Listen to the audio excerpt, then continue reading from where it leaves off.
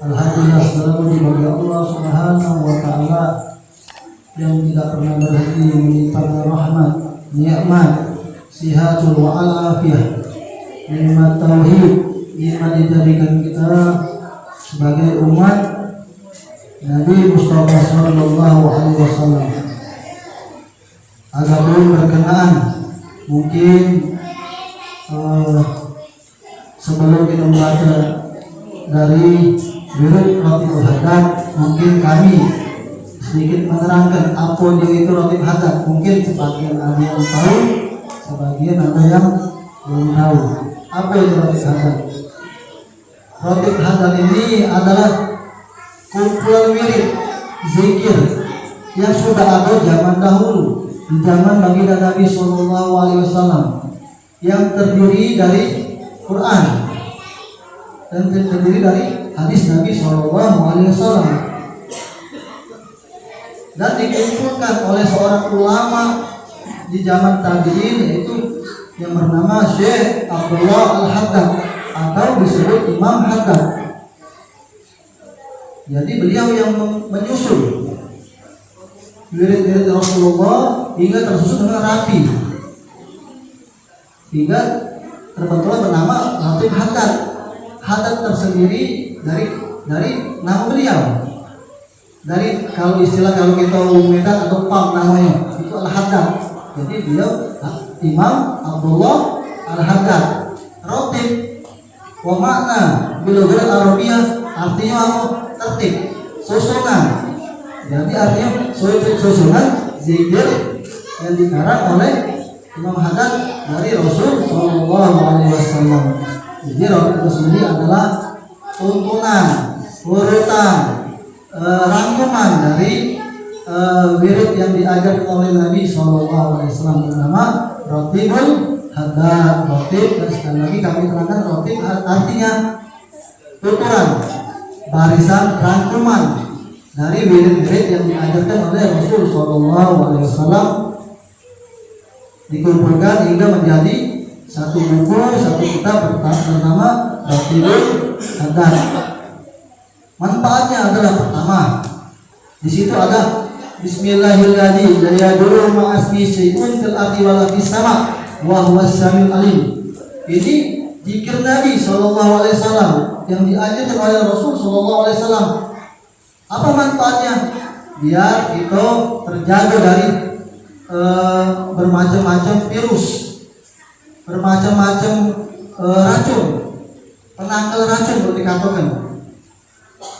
Dan satu lagi, a'udzu kalimat laita mati syarri ma khalaq, itu adalah memohon perlindungan kepada Allah Subhanahu wa Ta'ala dari gangguan syaitan. Dan kami pun sudah sering mengamalkannya, alhamdulillah banyak manfaat. Salah satunya atau di daerah Kalimantan baru-baru ini kejadian selalu menggaungkan Ratib Hadad yang habis maghrib. Pada saat kebakaran besar, rumahnya tidak kebakaran, yang lain kebakaran. Itu manfaat dari Ratib Hadad, terjaga dari gangguan syirik, sihir, santet. Itu makanya itu sangat bermanfaat bagi wong yang mengamalkannya. Nah, itu mungkin sekelumit sedikit, mungkin insya Allah akan diterangkan lagi oleh ibu kita. Kami panggil Baraklah. Bismillahirrahmanirrahim. Alif lam mim. Dzalikal kitabu la raiba fihi hudan lil muttaqin. الذين يؤمنون بالغيب ويقيمون الصلاة ومما رزقناهم ينفقون والذين يؤمنون بما أنزل إليك وما أنزل من قبلك وبالآخرة هم يؤمنون أولئك على هدى من ربهم أولئك هم المفلحون وإذا قلتم إلى لا إله إلا هو الرحمن الرحيم الله لا إله إلا هو الحي القيوم لا تأخذه سنة ولا نوم له ما في السماوات وما في الأرض من ذا الذي يسمع عنده إلا بإذنه يعلم ما بين أيديهم وما خلفهم ولا يحيطون بشيء من علمه إلا بما شاء وسع السماوات والأرض ولا يعود حفظهما وهو العلي لا إله في السماوات وما في الأرض وإن تبدوا ما في أنفسكم أو تخفوه يحاسبكم به الله فيغفر لمن يشاء ويعذب من يشاء والله على كل شيء قدير. آمن الرسول بما أنزل إليه من ربه والمؤمنون كل آمن بالله وملائكته وكتبه ورسله لا نفرق بين أحد من رسله وقالوا سمعنا وأطعنا غفرانك ربنا وإليك المصير. لا يكلف الله نفسا إلا وسعها لها ما كسبت وعليها ما اكتسبت ربنا لا تؤاخذنا إن نسينا أو أخطأنا ربنا ولا تحمل علينا إصرا كما حملته على الذين من قبلنا ربنا ولا تحملنا ما لا طاقة لنا به واعف عنا واغفر لنا وارحمنا أنت مولانا فانصرنا على القوم الكافرين. لا إله إلا الله وحده لا شريك له له الملك وله الحمد يحيي ويميت وهو على كل شيء قدير. لا إله إلا الله وحده لا شريك له له الملك وله الحمد يحيي ويميت وهو على كل شيء قدير. لا إله إلا الله وحده لا شريك له له الملك وله الحمد يحيي ويميت وهو على كل شيء قدير. سبحان الله والحمد لله ولا إله إلا الله والله أكبر. سبحان الله والحمد لله ولا إله إلا الله والله أكبر. سبحان الله والحمد لله ولا إله إلا الله والله أكبر. سبحان الله وبحمده سبحان الله العظيم. سبحان الله وبحمده سبحان الله العظيم. سبحان الله وبحمده سبحان الله العظيم. ربنا اغفر لنا وتب علينا إنك أنت التواب الرحيم. ربنا اغفر لنا وتب علينا إنك أنت التواب الرحيم. ربنا اغفر لنا وتب علينا إنك أنت التواب الرحيم. اللهم صل على محمد اللهم صل عليه وسلم. اللهم صل على محمد اللهم صل عليه وسلم. اللهم صل على محمد اللهم صل عليه وسلم. أعوذ بكلمات الله التامة من شر ما خلق. أعوذ بكلمات الله التامة من شر ما خلق. أعوذ بكلمات الله التامة من شر ما خلق.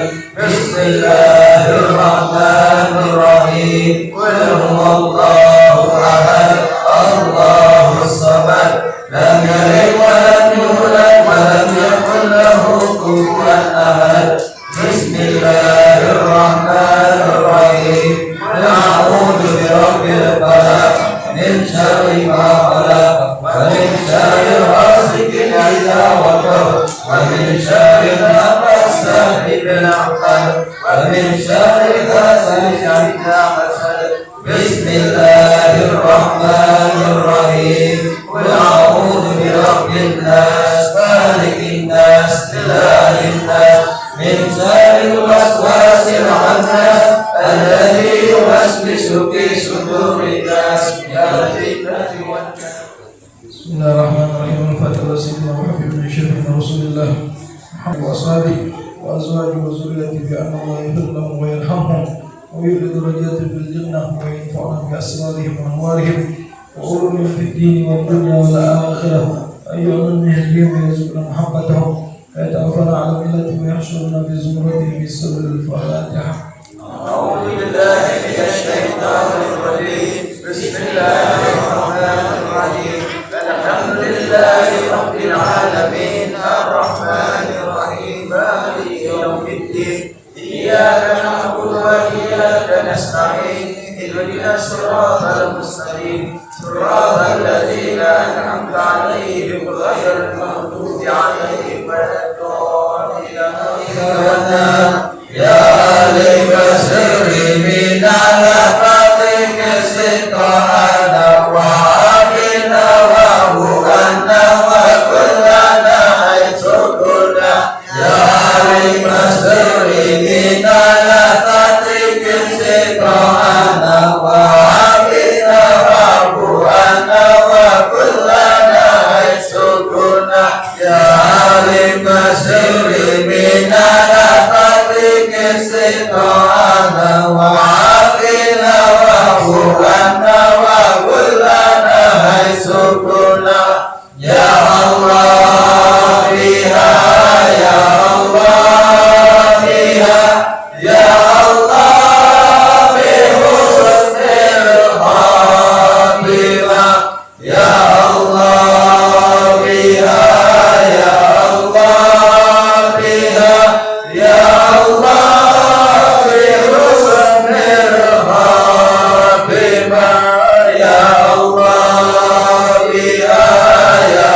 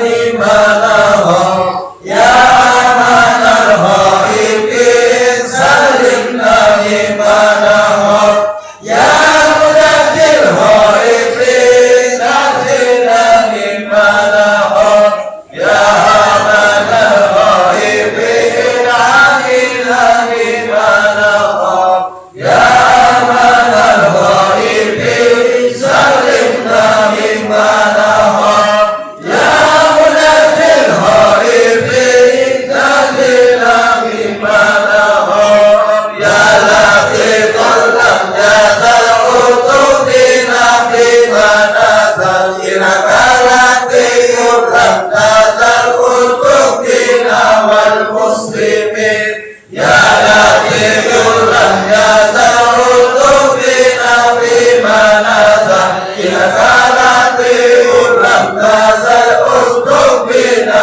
والمسلمين يا لطيف لم يزل عتبنا بما نزل إنك لطيف لم تزل عتبنا والمسلمين يا لطيفا بالخلق يا عليما بالخلق يا غفيرا بالخلق عتبنا يا لطيف يا عليم يا خبير يا الله يا لطيفا بالخلق يا عليما بالخلق يا غفيرا بالخلق عتبنا يا لطيف يا عليم يا خبير يا الله يا لطيف يا خبير يا غفير يا مغيث يا حفيظ يا حفيظ يا كبير يا مغيث يا حفيظ يا حفيظ يا كبير يا مغيث. Bismillahirrahmanirrahim. Alhamdulillahirabbil alamin. Allahumma shalli ala sayyidina Muhammad wa ala sayyidina Muhammad.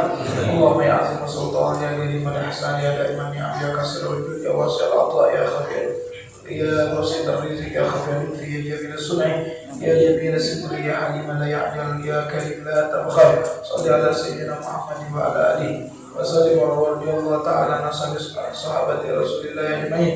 Allahumma lakal hamdu syukra wa lakal hamdu fadla wa anta rabbuna hamda wa nahnu 'abduka ridha wa anta lam tazal zalika 'ala wa bi misra wa kasir wa yajibu bi kasir wa yasahibu kulli farid wa yamuni kulli faqir wa yamuhu bi kulli dhaif wa yamana kulli mahib yasir alaina kulli kasir wa taysir asir alayka yasir Allahumma ya man la yahtaju ila al-bayan wa tafsir hajatuna ilayka al-kathir hajatuna ilayka al-kathir hajatuna ilayka al-kathir wa anta alimu fiha wa khabir.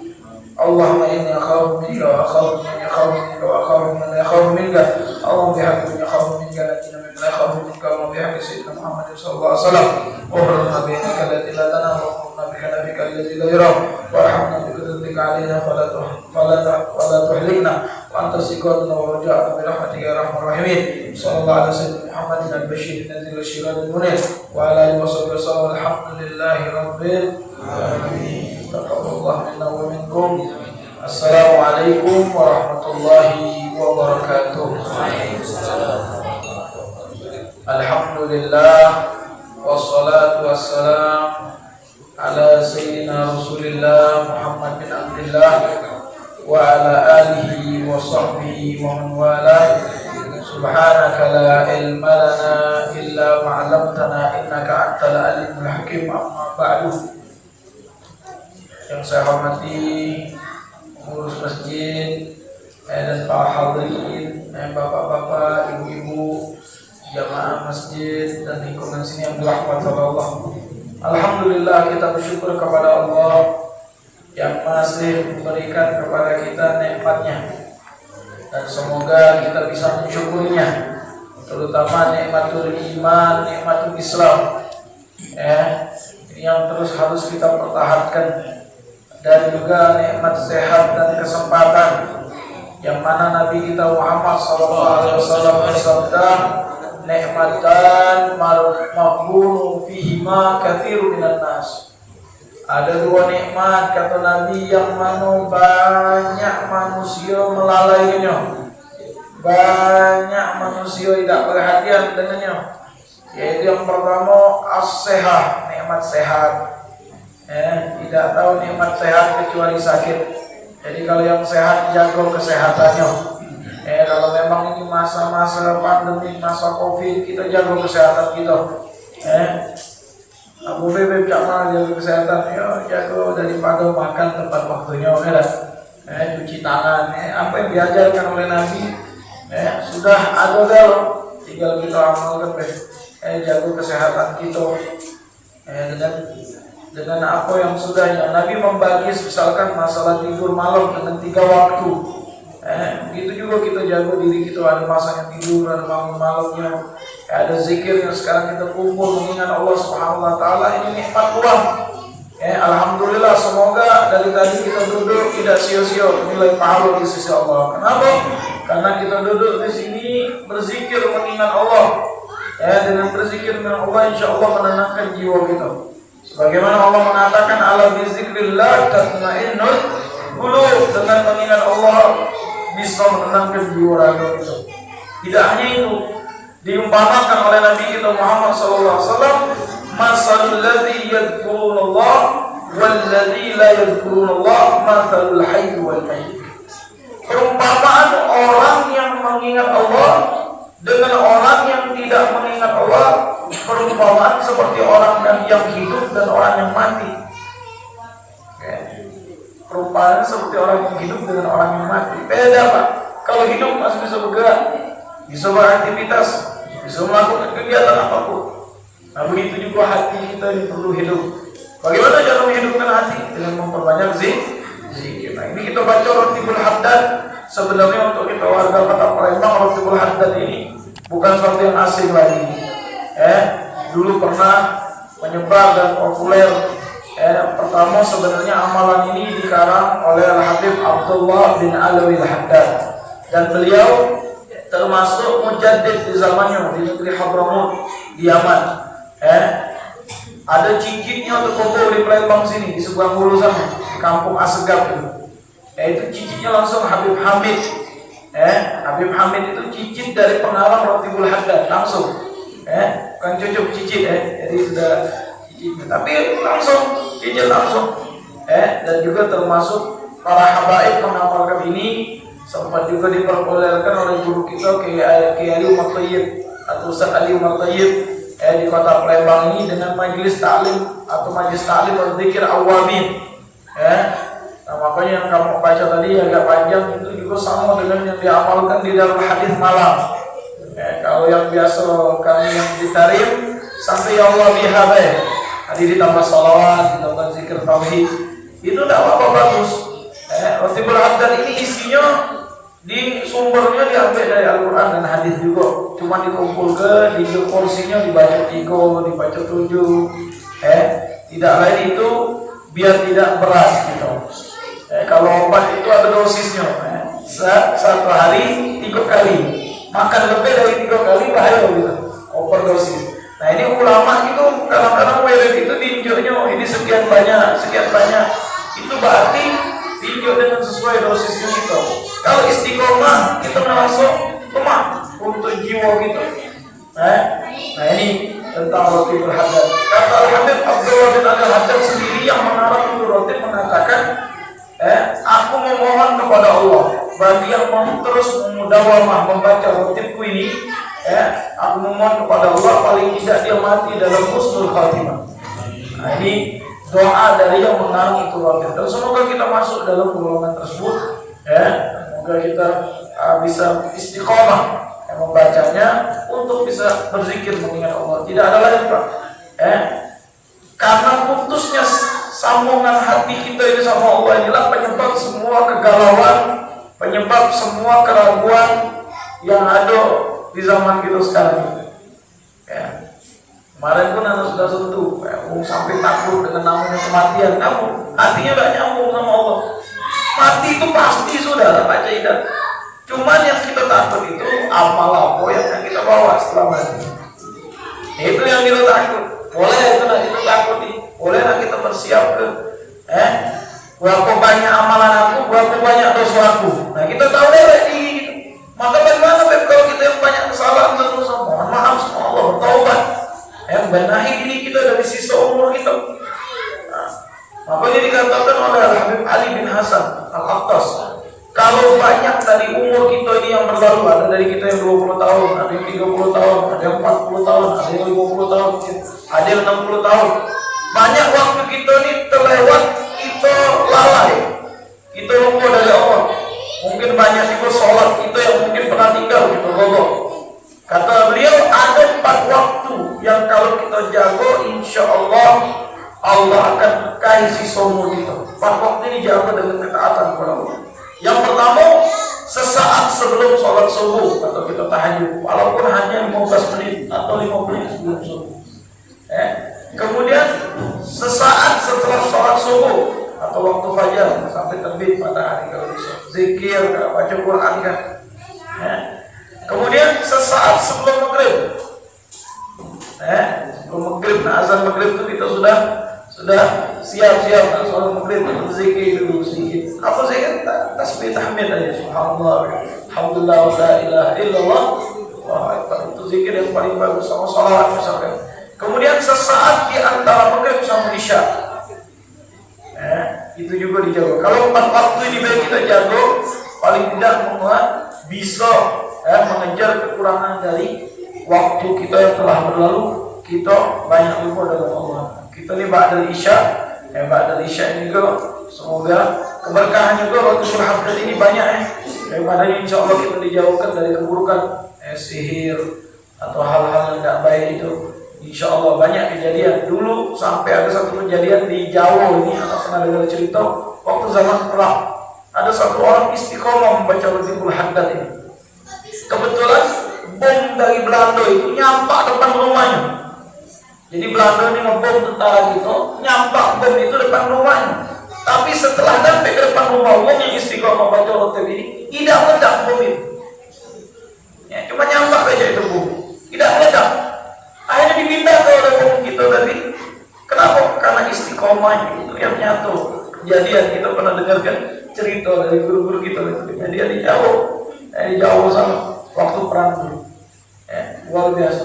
Nah ini kemudian tetapi kita mengamalkan sesuatu itu di samping tahu faedah, yang paling penting itu adalah bagaimana memperbaiki hubungan kita sama Allah.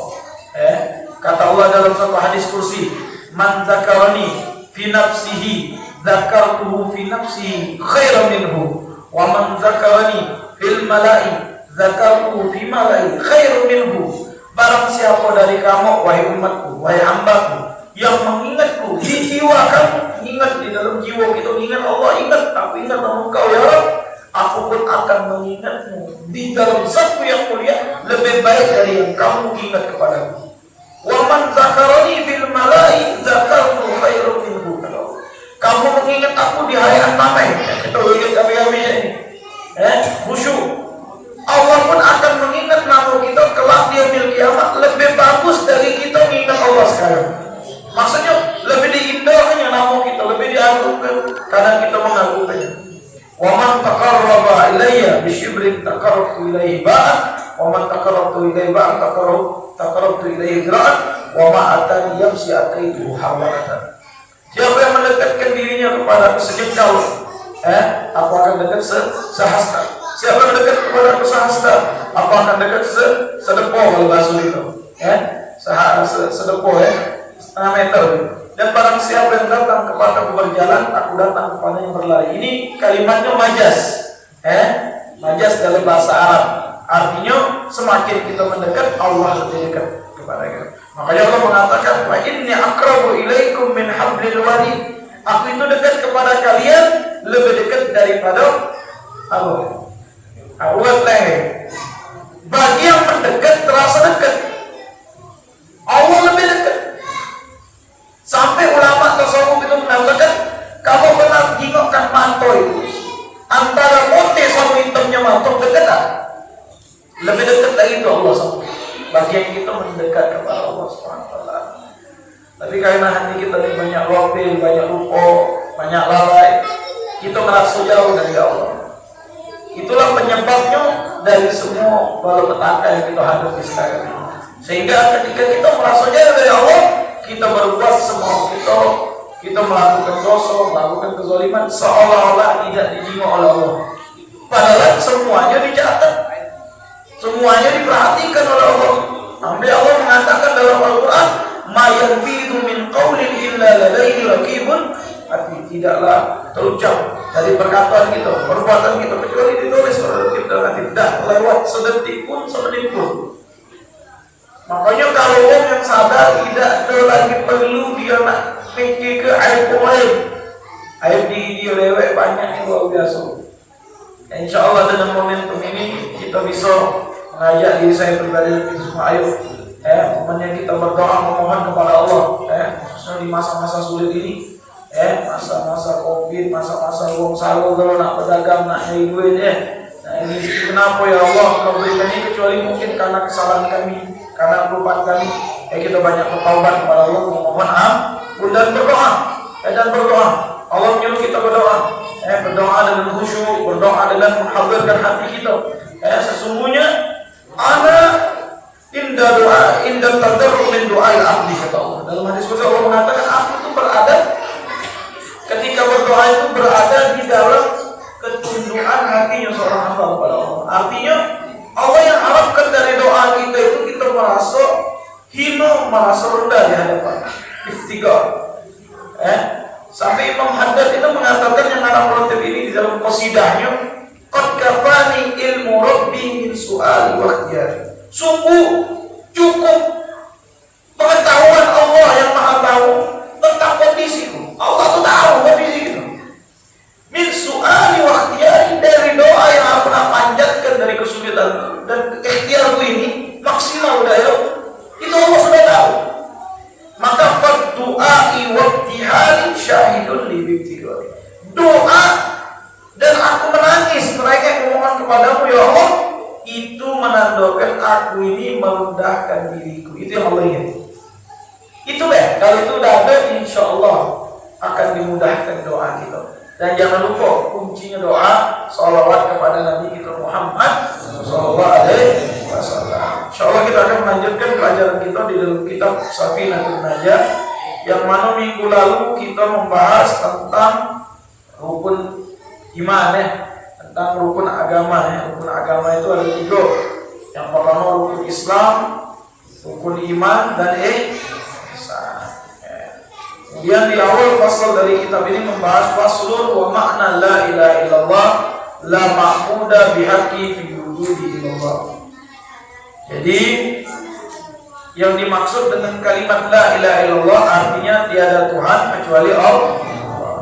Itu tidak ada yang patut disembah dengan benar di dalam alam semesta ini fil wujud kecuali Allah. Ini maksudnya tidak ada yang patut untuk disembah. Kenapa? Karena yang disembah yang selain Allah itu tidak layak untuk disembah. Kenapa? Karena banyak kekurangan. Hanya Allah yang sempurna. Kenapa? Karena disifatkan dengan semua sifat sempurna. Maha ada, adanya tanpa ada permulaan. Kalau ada permulaan sama dengan makhluk, berarti lemah. Maha dahulu, maha akhir, maha kekal. Kekalnya tidak kata penghujung. Kalau kita ada menerima yang namanya kematian, berarti ada ujungnya. Maka berarti lemah, ada boleh itu lemah, ada yang lemah.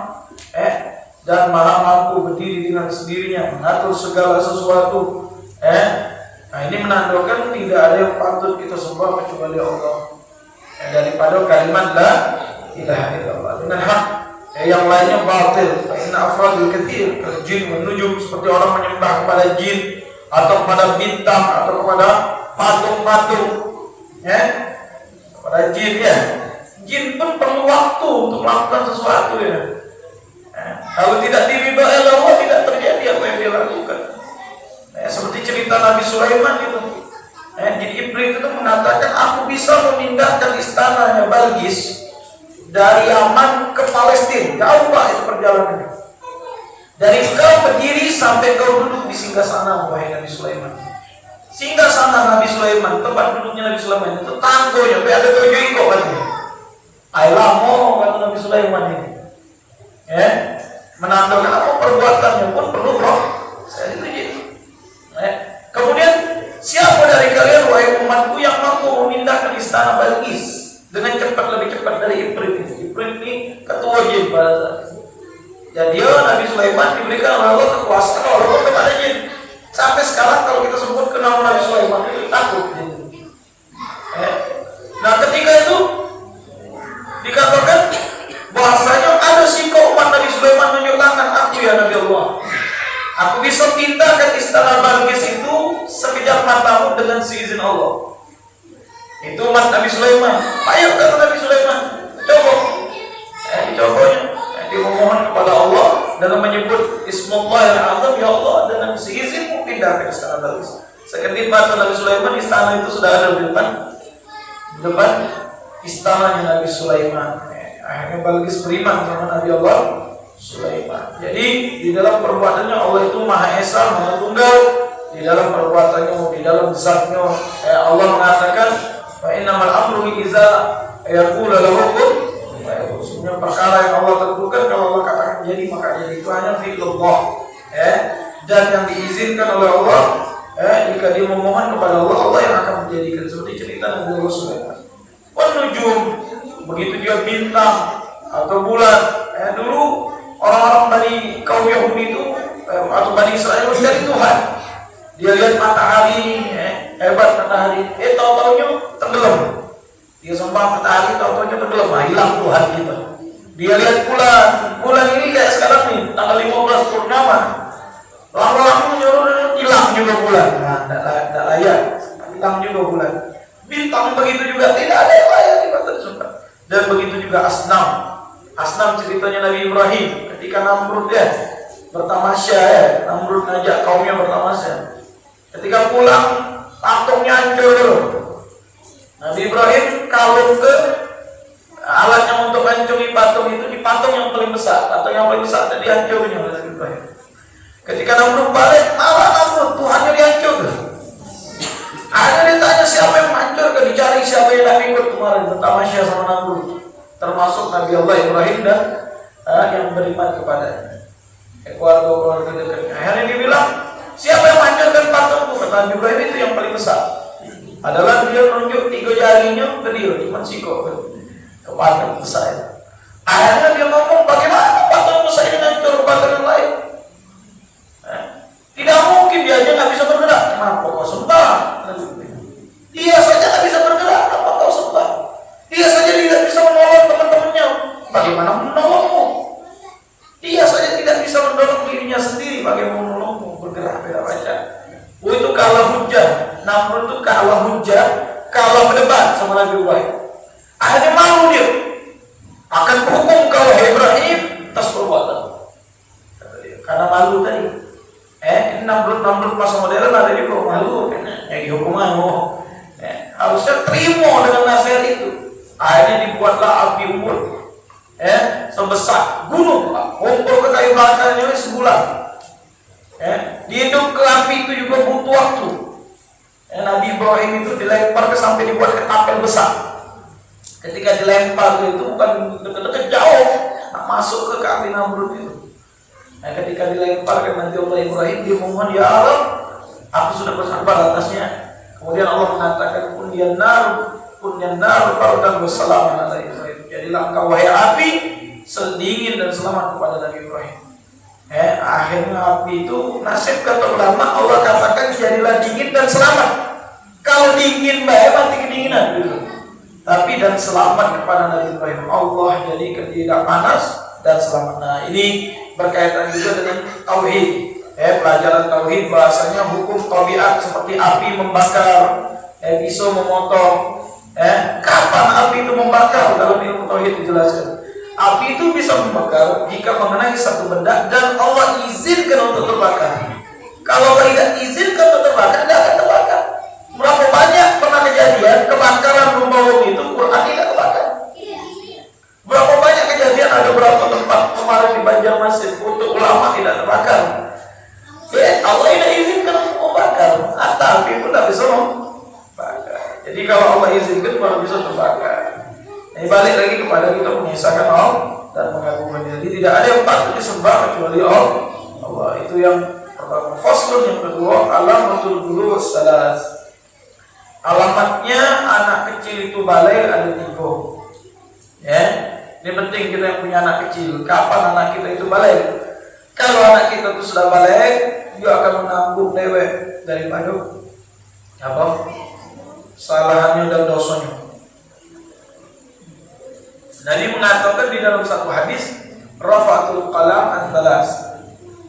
Diangkat kolam, maksudnya raqib dan atid itu menulis amalan manusia kepada 3 golongan.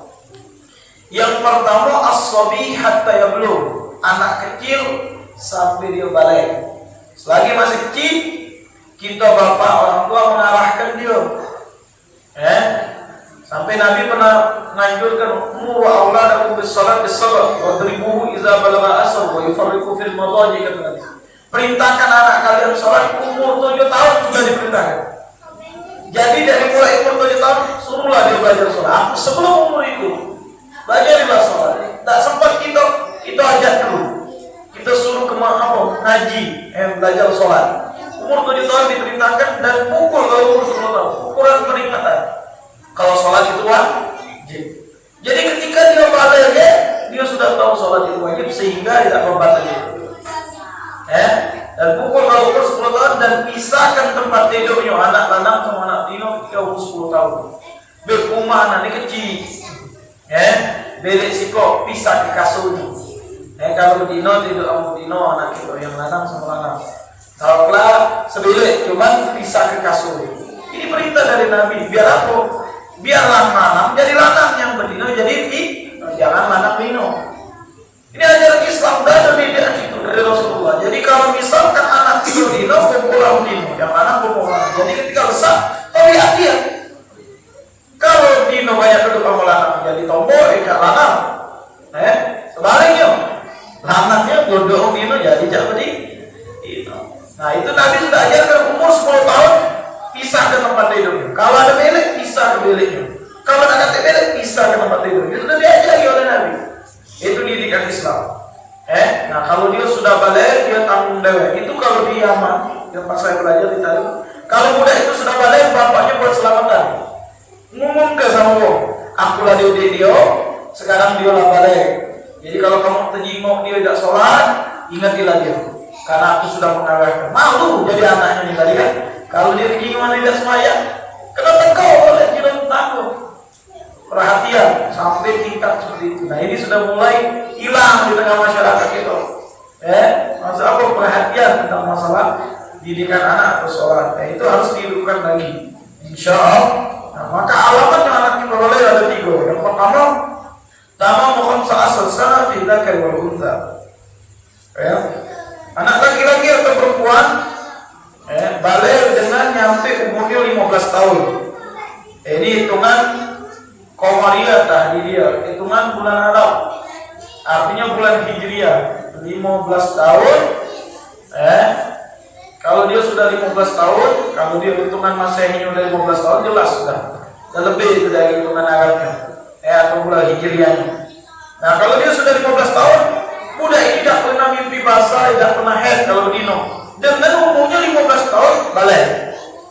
Dengan umur, ini namanya balik dengan umur. Jadi misalkan bedino dia tidak pernah haid sampai umur 15 tahun tidak pernah haid juga. Maka dengan umurnya 15 tahun balik dengan umur namanya. Ada waktu tidak haid mungkin sakit atau macam mana kan.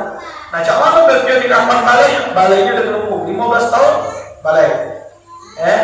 Lanang tidak pernah mimpi basah. Mimpi basah itu jelaskan al-ihtilam, mimpi basah. Mimpi keluar air mani. Yaitu menyebabkan balai bagi laki-laki. Dan mimpi basah ini dari syaitan. Dan para nabi tidak pernah mimpi basah. Jadi balainya kebanyakan dari umur. Ada beberapa para solihin begitu juga. Tapi zaman sekarang ini banyak mimpi basah. Tidak gitu. Karena mimpi basah ini daripada syaitan sumber. Nah, al-ihtilam bil dzakar wal untha itu sini. Mimpi basah bagi laki-laki dan perempuan ketika umur 9 tahun dan lebih. Ini hitungan bulan Arab juga. Kalau 9 tahun hitungan Masehi sudah lebih baik. Kalau anak kita yang lanang 9 tahun atau betina 9 tahun mimpi basah, maka dia balik. Tapi kebanyakan mimpi basah ini terjadi kepada anak laki-laki. Tapi tidak menutup kemungkinan anak perempuan juga bisa mimpi basahnya, mimpi basah ketika umur 9 tahun dan lebih, sehingga dia balik. Nah, tapi umumnya anak perempuan haid. Umumnya anak perempuan haid atau keluar darah haid. Wal haid fil unsa li 9 sinin. Dan keluar haid bagi perempuan ketika umur 9 tahun dan lebih. Ini paling tidak abahnya atau ibunya menunjuk tahu sama anak kita. Nah, kaget kalau sudah umur 9 tahun dan lebih, anak betina nih, kalau kaget keluar darah haid, kalau memang keluar jangan takut, itu tabiat setiap perempuan. Pada saat itu menandakan kau balik. Itu kita tidak tahu, biar tidak kaget dia. Biasanya keluar itu cuma kencing, ini keluar darah, terkejut. Pasti malu, nanda mentu, ada yang nanda mentu dari bele, ngapa bilangnya? Kayak tadi, apa dia? Dia tidak tahu kalau dia ini sudah haid. Nah, ketika haidnya selesai, kaget baru dia mandi wajib. Diajar ke pulau cara mandi wajib, kaget ada babnya. Nah, jadi 3 inilah sebab seseorang tersebut anak kita balik. Yang pertama, kalau dia tidak pernah mimpi lanang, maka baliknya dengan umur 15 tahun. Kalau pernah mimpi 9 tahun dan lebih mimpi, maka dia balik. Nah, mimpi ini maksudnya apa? Dia mimpi kemudian keluar air mani. Air mani ini ada alamatnya, sehingga betul yang keluar tadi air mani. Jadi ada 3 air yang keluar ini. Kalau air kencing itu sudah kita jelas. Air mani ada namanya mani, ada namanya madhi, ada namanya wadi dalam bahasa Arab. Dalam penjelasannya. Kalau mani itu kalau laki-laki warnanya putih, kalau perempuan warnanya kuning. Dia kental, keluarnya di puncaknya syahwat dan keluarnya tersendat-sendat, dan mengakibatkan setelah keluar itu badannya lemas.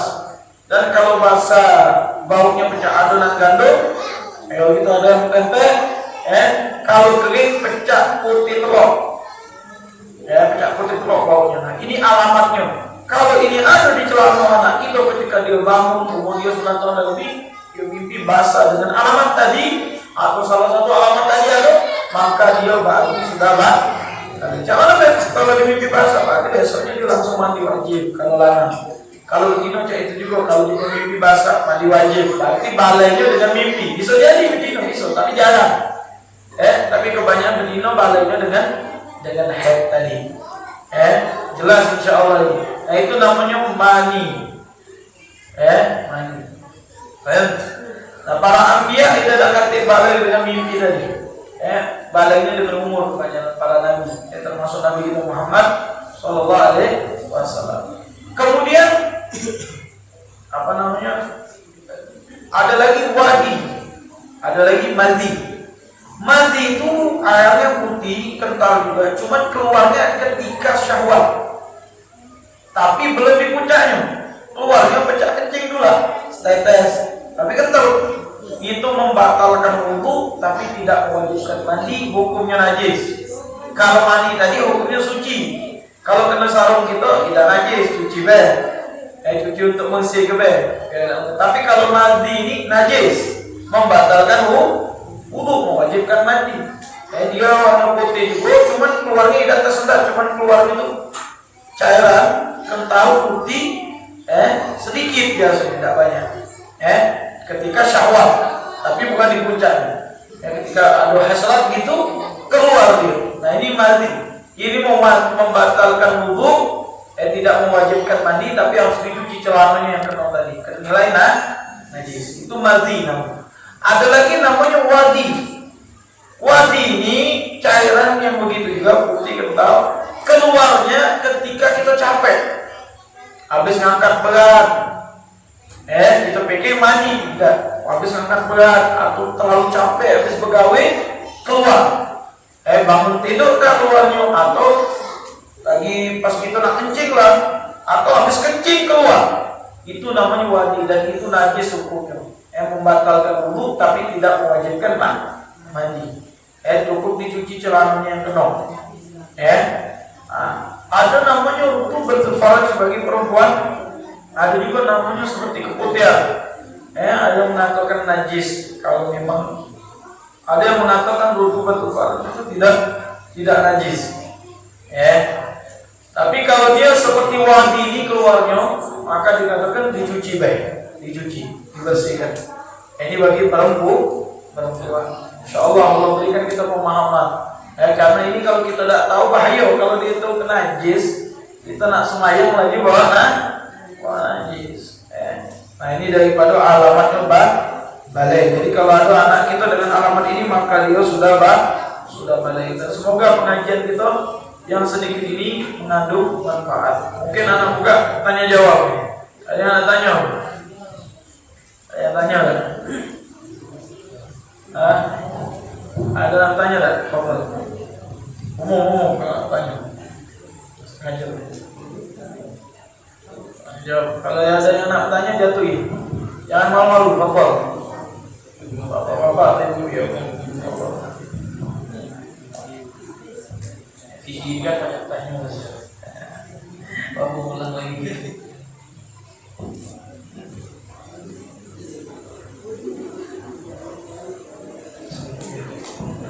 Assalamualaikum Ustaz. Waalaikumsalam. Izin bertanya mengenai masalah air mandi tadi Ustaz. Itu kalau kita waktu puasa Ustaz, itu membatalkan puasa atau tidak Ustaz? Ya. Mandi tadi tidak membatalkan puasa, cuma membatalkan wudu karena dia bukan ternilai mani. Kalau mani ini juga keluar tidak membatalkan puasa jika dia tidak disengaja. Masih tidak sengaja mimpi siang hari tidur mimpi pas keluar mani, tidak batal puasanya, tapi wajib mandi dia. Yang batal puasa itu jika mani itu dikeluarkan sengaja. Pakai tangan kan, lagi dengan mulut batal. Tapi kalau mandi ini tidak membatalkan puasa, mandi ini tidak membatalkan puasa, tapi membatalkan wudu. Itu saja. Insyaallah. Ini memang pertanyaan ini harus tahu gitu masalah-masalah hukum. Kalau tidak masalah yang lain. Ada yang salah lain. Jatuhi. Kan ibu-ibu ada yang mewakili bertanya. Ya. Ya jatuhi. Bawa.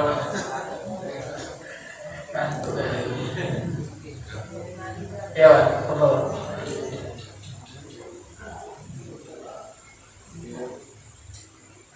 Ada tanya dikit dulu. Kalau untuk wudhu itu kan biasanya kan pakai kerangan dulu, kerangan ataupun pakai pak mandi yang 2 pulang. Nah ini kalau misalnya kita ada banyu, kan banyu di ini kan, kalau ada banyu sumur ya. Nah kalau misalnya ada banyu sumur atau banyu seember, banyu hujan, apa bisa untuk wudhu? Ya, banyu sumur dengan apa warnanya pun boleh dipakai untuk berwudu, atau banyu seember juga bisa dipakai untuk berwudu dengan syarat banyu itu suci dan mensucikan. Artinya banyu itu tidak tercampur apapun. Kita pakai kalau bisa biar tidak mustakmal.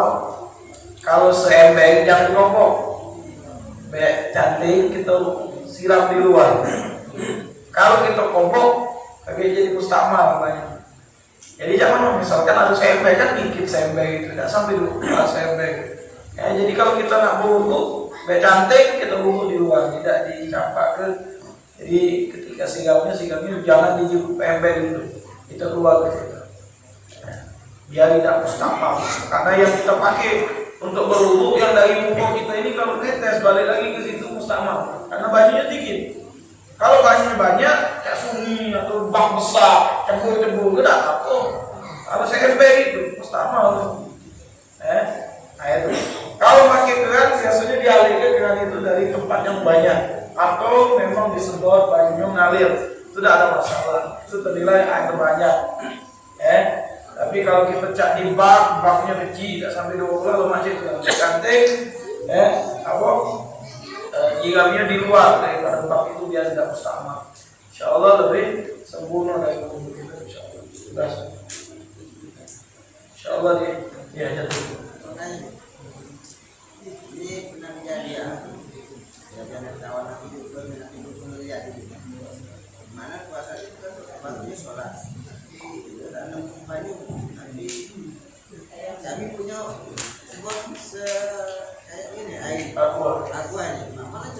pakai wudhu dengan main?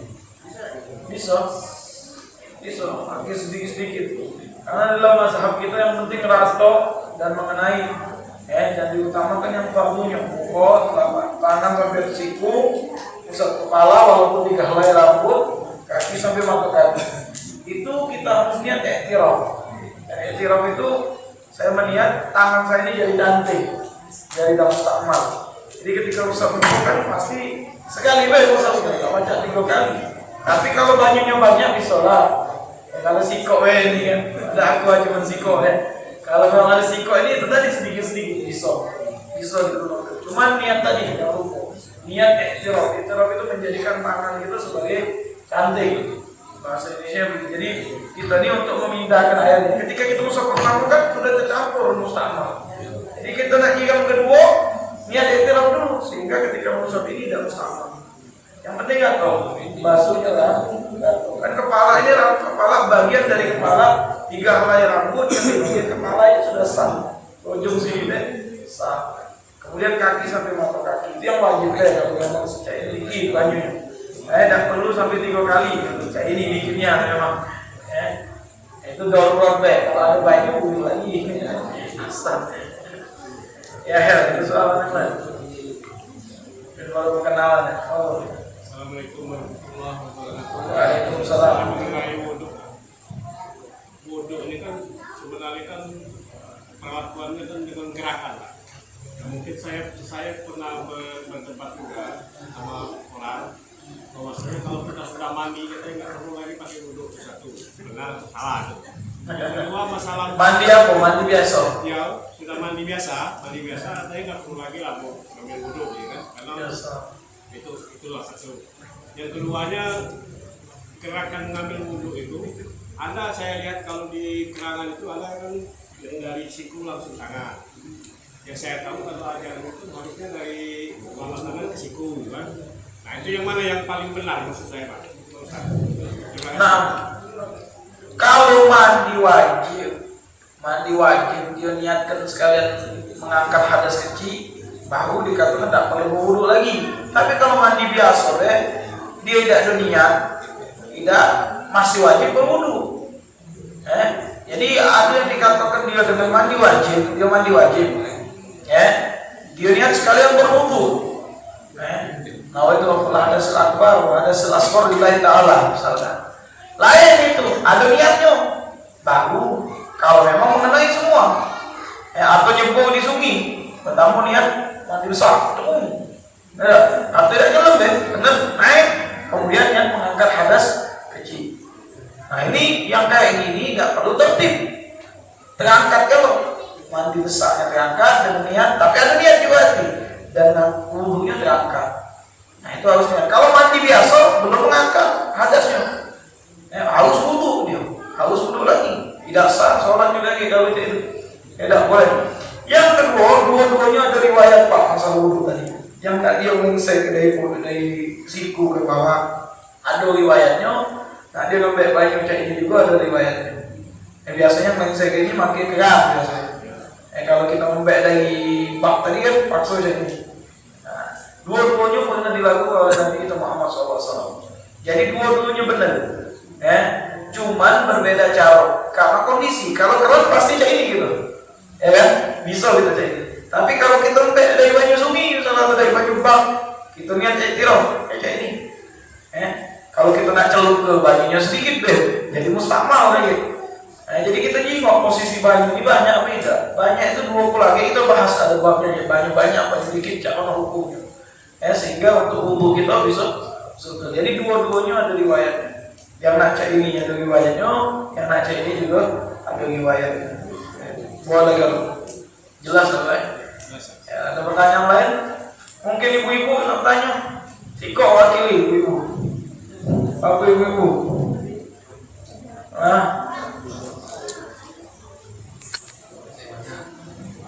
Banyak tanya dulu. Kita lagi, nggak boleh selesai kita. Ya, insyaallah pelan-pelan. Ini pertemuannya sebulan sekali. Saya mau udah. Bawa. Akan ada dokumen.